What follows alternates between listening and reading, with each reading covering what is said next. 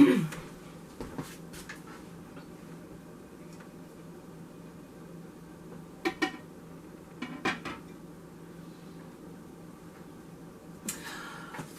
hello everyone. Today is Saturday here in sunny California, except today it's not so sunny outside. And I'm going to be making a pot of chili. Do you see my puppy here? I'm going to be making a pot of chili, and then I'm going to be canning it up. We're going to be home processing it. So that's going to be a little bit later this afternoon after it's made and it's had a chance to kind of simmer and get all that goodness married into it. And I'm down to actually one can left of my homemade chili, which I made last year. So I'm down to one can, or one jar actually. So I need to make some more. This is actually a really good staple to have on your shelf. So, and this whole crock pot full of chili will make about, I mean, I'll get 8 pints out of it, no doubt about that. But I'll have some left over. So, my pressure cooker only holds like 8 quarts, or I'm sorry, 8 pints, 7 quarts, 8 pints. And so we'll be doing that a little bit later once this gets all simmered. It's going to have to simmer for several hours. You don't just make chili and then process it. I don't anyway. So, you know, all those,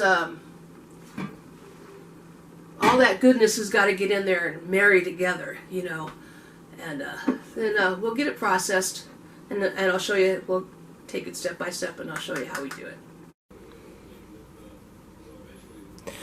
So I'm getting ready to can up my chili, but I want to show you in my pressure cooker that I have, this is not turned on, but I have some water in there, and if you can see, it's only about, an inch and a half or so of water, because when I put the jars in, that water is going to come up a little bit, and you always need a little bit of water in your pressure cooker when you're doing your pressure canning. And here is my chili that I'm going to be canning up,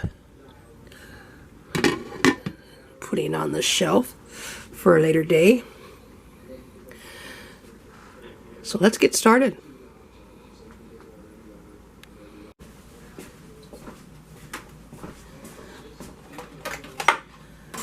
Okay, so I have my jars already ready. They're prepared and they're getting ready to go. I'm just gonna put this towel on my counter so I don't make a mess. I'm really good at making messes. My jars and my rings. When you're little tidbit. When you're pressure cooking, pressure canning, pressure cooking, you cook at such a high temperature that just a good rinse through of your jars, which I've done. They were already clean. I just gave them a nice really rinse through. So that's really all that's needed. If you're water bathing, then you need to really give them a good scrubbing. But nothing's going to live in there. So let's take this lid off here. And we'll get the process started. I'm going to turn this off.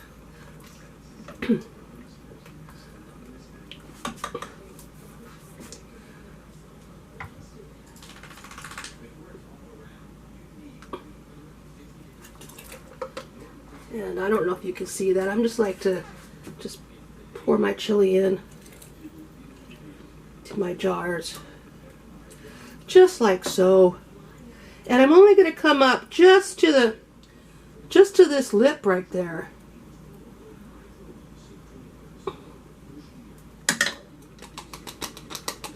And I'm going to set that one aside, and I'll get the other one.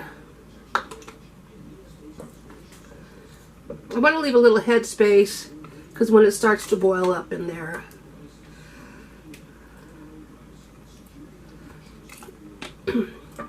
This video is not about how to make chili.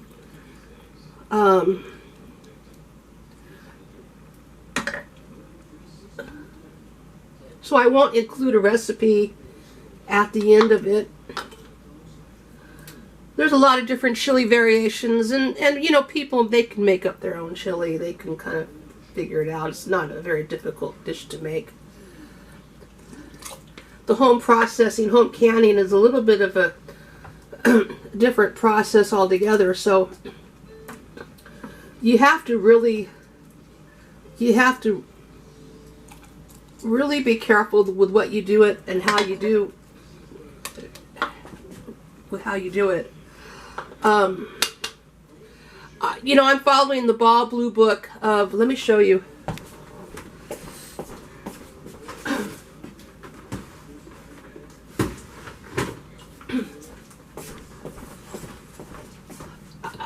I'm actually following the Ball Blue book of pressure or preserving, and there's a lot of great recipes in here, but it goes through the canning process as well as I will.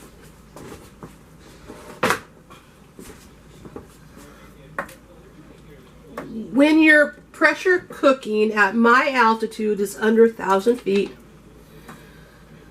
for pint jars, you're going to pressure cook them at 10 pounds pressure for 75 minutes. That's an hour and 15 minutes. So get that set aside. And then I'll put my lids on there after I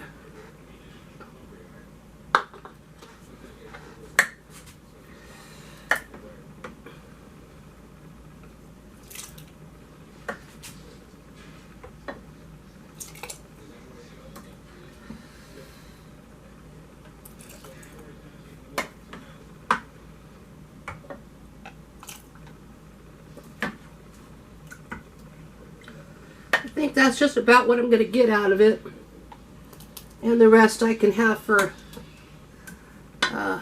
lunch tomorrow. There's enough in there to have some lunch tomorrow. Sit down in there. Okay, what I'm going to do is I'm going to wipe the rims.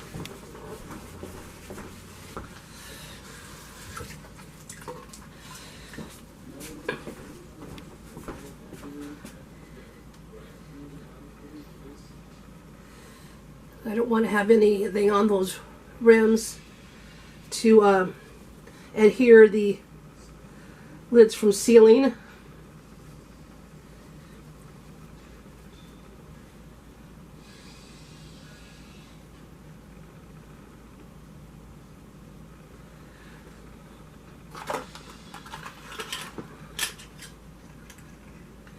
And these are sure-tight lids. You don't need to soak them before you put them on. The older lids you had to soak in warm water before you put them on, but you don't really need to do that with these sure-tight lids.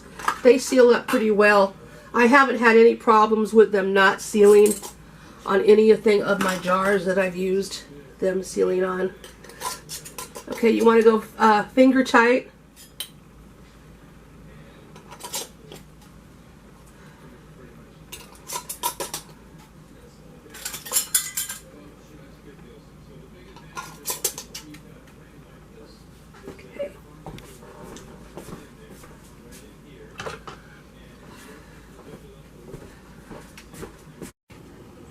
You see I have my jars in my canner. So what I'm going to do, I'm going to put the lid on. Then I'm going to bring this up to temperature. By that I mean it's going to come to a boil. It's going to vent for 10 minutes, and then I'll bring the pressure back up to 10 pounds pressure, and we'll cook it for an hour and 15 minutes.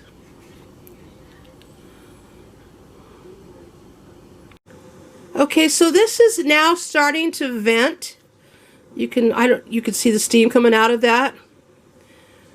We're gonna let this vent for 10 minutes. I'm gonna set my timer for 10 minutes.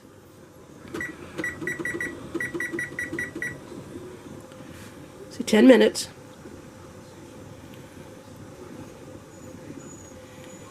And then we're gonna put our weight on top of it.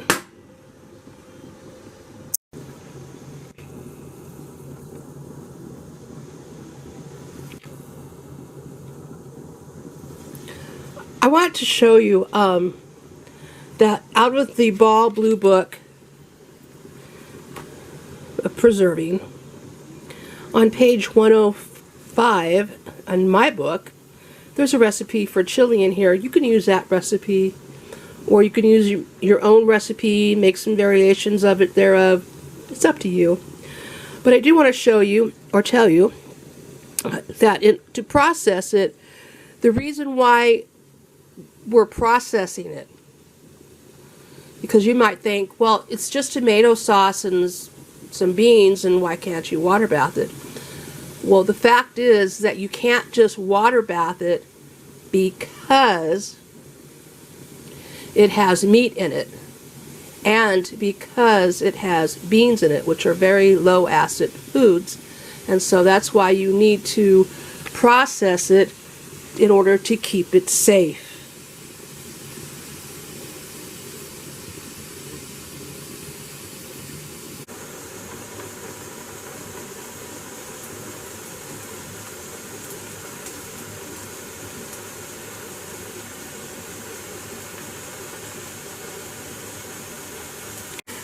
And then, of course, the next question you might be asking is, well, why do you have to vent it? Why can't you just put the lid on it and start processing it? The answer is because it's cooking under pressure.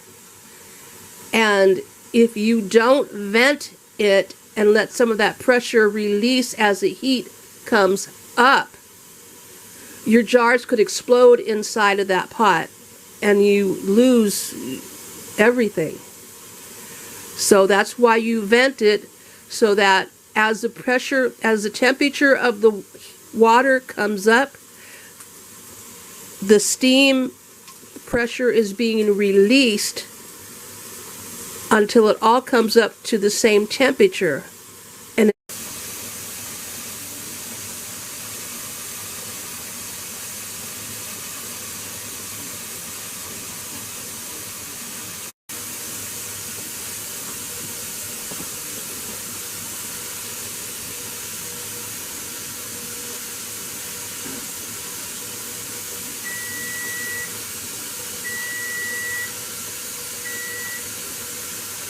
okay, it's vented for 10 minutes. Now we're going to go ahead and put our weight on top. There you go. This gauge right here is going to start to rise. And when it gets to 10 pounds of pressure, we're going to lower the heat. We're going to put it down to a simmer. And we're going to keep it at 10 pounds of... We're not going to start...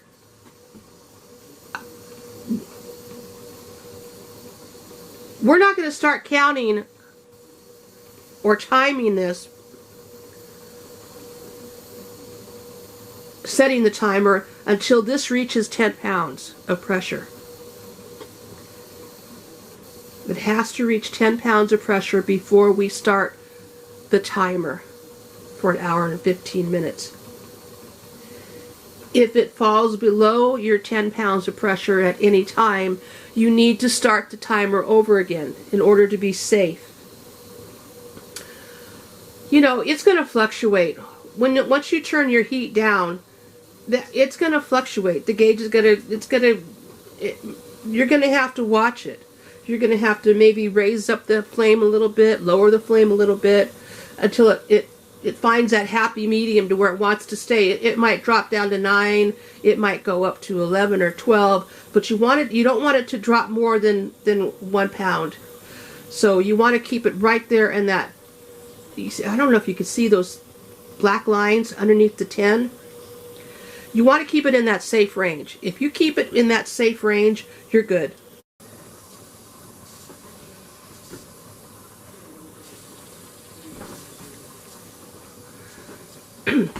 Okay, you can see that it's excuse me. You can see that it's coming up to the 10 pounds of pressure.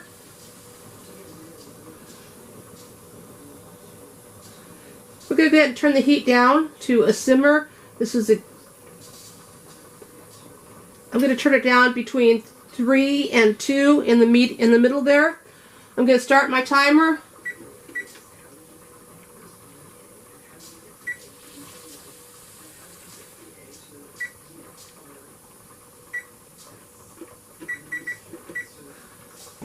One hour and 15 minutes.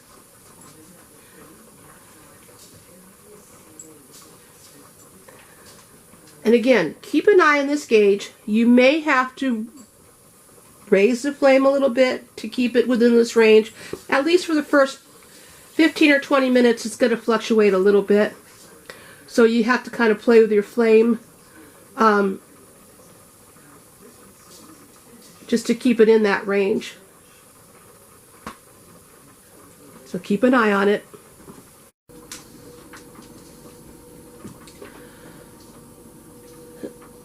So I've turned my heat off now, and the pressure is going to start coming down to 0.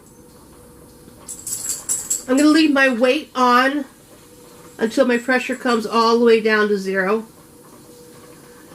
Because you have to remember that the contents in this pot are under an extreme amount of pressure. We don't want to just open up everything right now. We want it to come down to 0, and then we want to take our weight off, and then we can open up our canner. If we took our weight off right now, it would create like a vacuum, and it would suck up all the contents in those jars up like a vacuum, and you'd have a huge mess inside. So you don't want that to happen. Don't do that. Just let it come down to 0. It's going to take about another half hour, and it'll come down to 0, and then we'll take the weight off, and we'll take our jars out. You can see that my gauge has come down to 0. However, when I do this, and you can still hear steam coming out, that means it's not done yet. It means it's not safe to open this up yet. Even though the gauge has come down to 0, you want to make sure that if you lift this up, you don't have any steam coming out, you don't hear any steam coming out or anything like that. Okay, so we're going to let it sit for about another 10 minutes, and then we're going to open it up.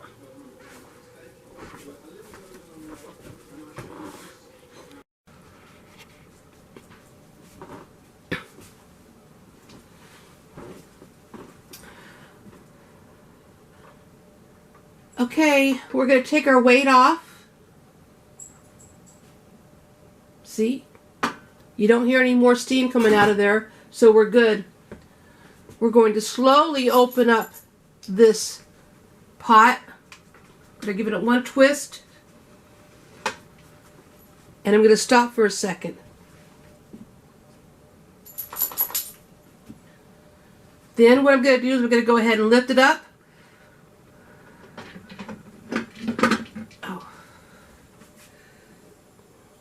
Just to let some more of that steam come out, because I don't want to burn myself.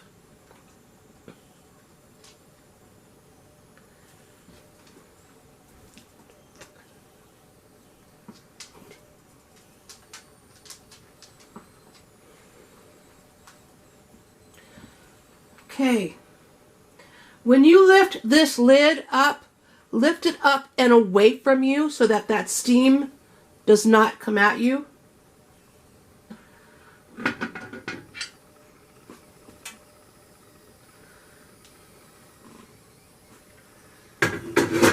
because it's really hot.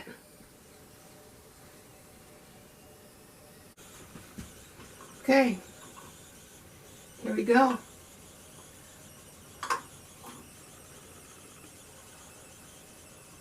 I want you to see that.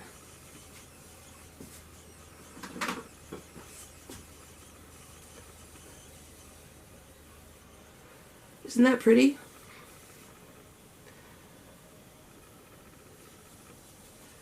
That's home processed chili.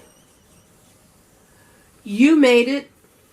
You know what you put into it. It's going to last on your shelf for a couple years if you don't eat it before then.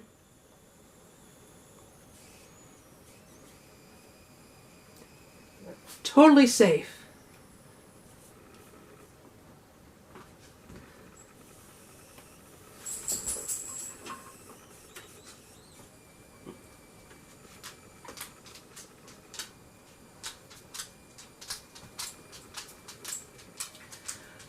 Oh, the joy, the little pitter-patter of my German Shepherd.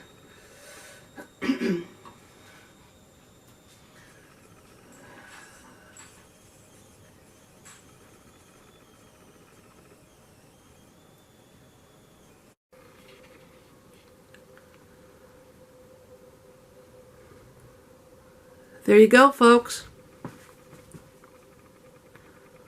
Home canned chili. And you made it. Well, that's it for me today. So everyone, be safe, be well, be kind. We'll see you later. Bye-bye.